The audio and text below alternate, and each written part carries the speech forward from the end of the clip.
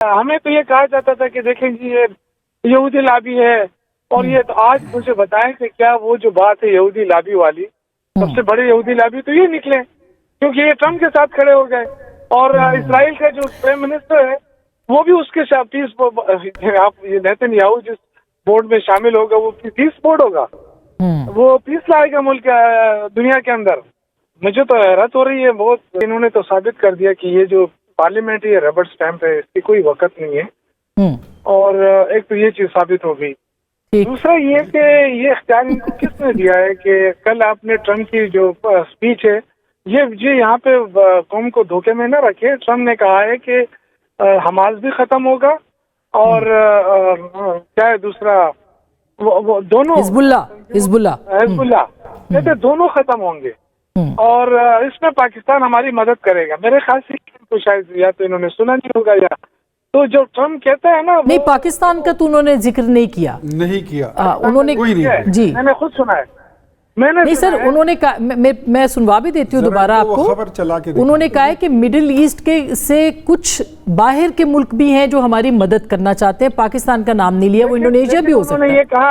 उन्होंने ये कहा है कि हमास को भी खत्म करेंगे और हिजबुल्लाह को भी खत्म करेंगे। नहीं ये कहा है, ये तो कहा है, ये तो हमने सुनवाया भी बिल्कुल।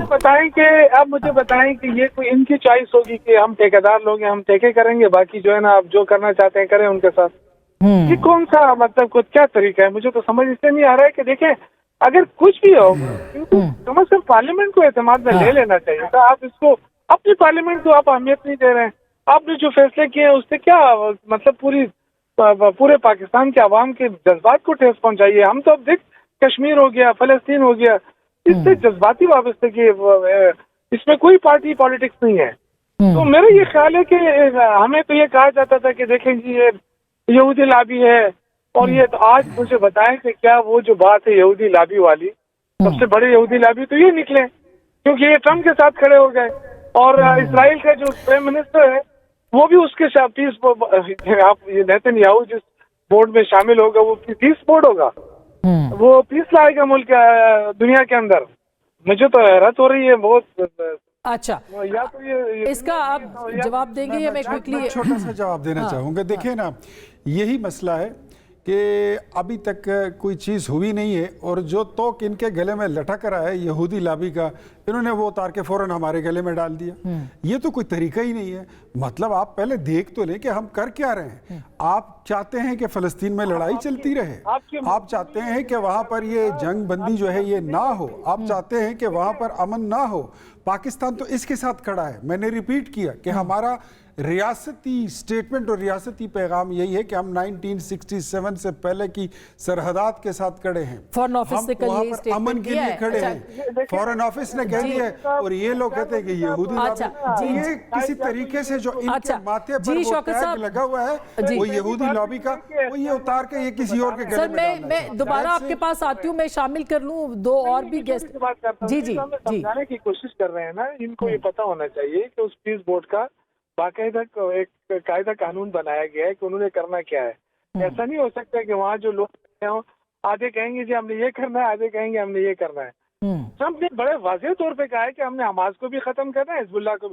आप किसके सहारे छोड़ना चाहते हैं फलस्तीनियों को? चले अब इसका तो मेरा ख्याल है ये तो वक्त ही साबित करेगा कि क्या बता दूं कि मोहम्मद मुस्तफ़ा जो फ़लस्तीन के वज़ीर आज़म हैं, उन्होंने वज़ीर आज़म शहबाज शरीफ का, पाकिस्तान की रियासत का, पाकिस्तान की हुकूमत को, पाकिस्तानी अवाम का शुक्रिया अदा किया कि जिस तरीके से आप हमारा मुकदमा लड़ रहे हैं और आपका जो कलीदी किरदार है इसमें, फ़लस्तीनी अवाम आपका शुक्रिया अदा। पार्लियामेंट में पार्लियामेंट में तो कोई चीज भी नहीं आती है। फ़लस्तीनी जो है वो मान रहे हैं और पाकिस्तान तहरीक इंसाफ नहीं मान रही है। इनको ये तो या कनाबुद या कनस्ताइन तक ही जाएंगे, वलद वाली नहीं पड़ेंगे। अच्छा ये मुझे ये बताइए हैदराबाद साहब, ये रवैया तो गलत है ना। आप भी हुकूमत का हिस्सा है कि कोई भी फैसला हो उसके अंदर पार्लियामेंट को एतबार। आज तो बल्कि मौलाना फजल रहमान साहब की तकरीर जो कि अब टीवी पे 2 दिन से चल ही नहीं रहा कुछ भी, उसमें उन्होंने कहा कि वजीर तक नहीं आते हैं। तो जब वजीर भी नहीं बैठते, पार्लियामेंट जवाबदेह भी नहीं है, तो फिर पीटीआई तो बिल्कुल दुरुस्त बात कर रही है।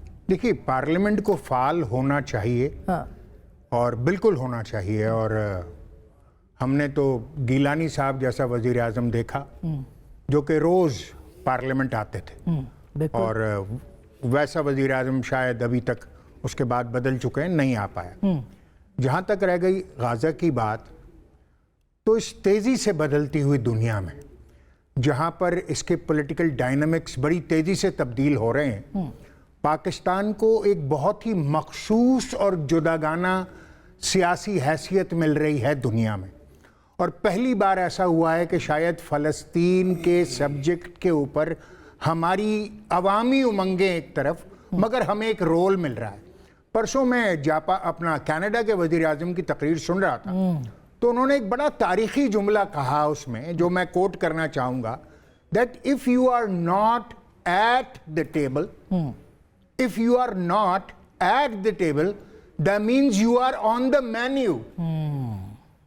درست بات ہے، بالکل۔ تو اگر آپ کو آج ٹیبل پر جگہ مل رہی ہے کہ فلسطین کے معاملات سنبھالنے میں آپ اپنا کردار ادا کر سکیں، تو یہ پہلی بار ایسا ہوا ہے تاریخ میں، ورنہ فلسطین کے معاملات میں پاکستان کا براہ راست رول کوئی کردار نہیں رہا ہے۔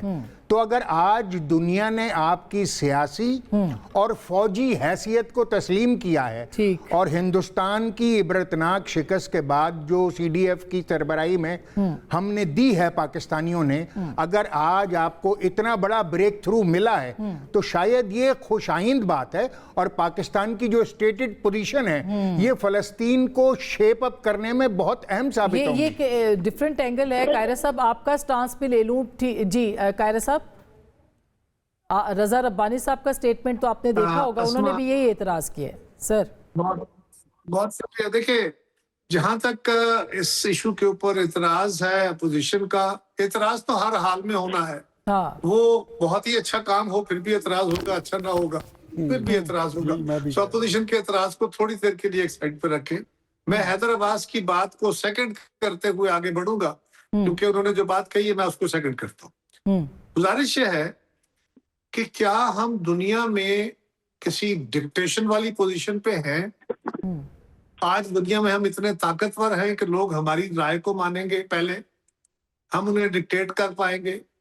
یہ کوئی ایسا معاہدہ ہوا ہے جس کے نتیجے میں ہمیں ایک رول اسائن ہوا ہے 2 ملکوں کا، اور ہم 2 یا 3 یا 4 ملک مل کے، جو کہ فلسطینیوں کے دشمن ہیں، یعنی ہم اگر وہاں پہ کوئی رول پلے کریں تو یہ تو کنسلٹیٹو باڈی ہے، یہ تو ایک مشاورتی فورم ہے۔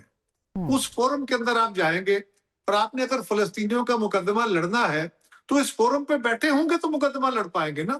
اور پھر کیا ہم ہی چیمپئن ہیں اسلام کے بھی اور مسلمانوں کے مفاد کے بھی؟ کیا سعودی عرب نہیں ہے، ترکی نہیں ہے، انڈونیشیا نہیں، باقی مسلمان ممالک نہیں ہیں؟ اور کیا باقی گلوب نہیں ہے؟ تیسری گزارش یہ ہے کہ کیا امریکہ کی جو فورم ہے وہاں پہ سینٹ میں یا امریکہ کے ہمارے نمائندگان میں اس پہ بحث ہوئی؟ کیا ترکی کی پارلیمان میں اس پہ بحث ہوئی؟ کیا انڈونیشیا میں اس پہ بحث ہوئی؟ کیا کسی اور ملک کے جہاں پارلیمانی نظام یا جہاں پہ الیکٹورل پروسیس ہے، کیا وہاں پہ مباحثے ہوئے ہیں کہ جی ہم نے اس فورم کا حصہ بننا ہے کہ نہیں؟ یا ان کی حکومتوں نے فیصلے کیے ہیں کہ ہاں ہم نے اس فورم کا حصہ بننا ہے تاکہ ہم ایک مشاورتی عمل میں جا سکیں، اپنی رائے دے سکیں؟ اور وہ رائے اس آج کی تقریر کے اندر بھی، آج بھی فلسطین کے وزیر اعظم نے اس پہ بھی اپنی رائے دی، اور انہوں نے سب پارٹیسپینٹس کا شکریہ ادا کیا کہ آپ ہمارے مسئلے کے حل کرنے کے لیے آپ ہمیں سپورٹ کرنے آ رہے ہیں۔ تو بالکل پارلیمان کے ساتھ مشاورت تو ہوگی، لیکن پہلے کوئی ڈرافٹ سامنے آئے گا تو تب نا۔ اچھا، اب چونکہ قاہرہ صاحب بالکل آپ نے بجا فرمایا، بخیر گورنمنٹ کے جو ایلائز ہیں سب ان کا ایک ہی پوائنٹ آف ویو ہے۔ میں ایک چھوٹی سی گزارش کر لوں ذرا، میرا موقف تھوڑا سا ڈیفرنٹ ہے، میں ایک گزارش کر لوں۔ ہمیں ایک بات ضرور غور کرنی چاہیے آسما، پاکستان دنیا میں بہت طاقتور ملک نہیں ہے، یہ بات میرے بھائیوں کو شاید پسند نہ آئے، مجھے بھی برا بھلا کہا جائے گا، لیکن ہمیں اپنے مسائل کو، اپنی حیثیت کو سامنے رکھتے ہوئے خوابوں کی دنیا میں نہیں رہنا۔ کوئی ہماری ڈکٹیشن دے کے چلنے کو تیار نہیں ہے۔ اگر ہم دنیا کے ساتھ نہیں چلیں گے تو کیا رہی بات، تو پھر ہم کہاں چلیں گے؟ رہی بات حماس کو ڈس آرم کرنے کی، یہ امریکہ کی پالیسی ہے۔ کیا دیگر ممالک نے اس کو سیکنڈ کر دیا؟ اور حماس کو ڈس آرم کرنے کا طریقہ کیا ہے؟ اس سے اسلحہ لے لیا جائے، ایک یہ ہے۔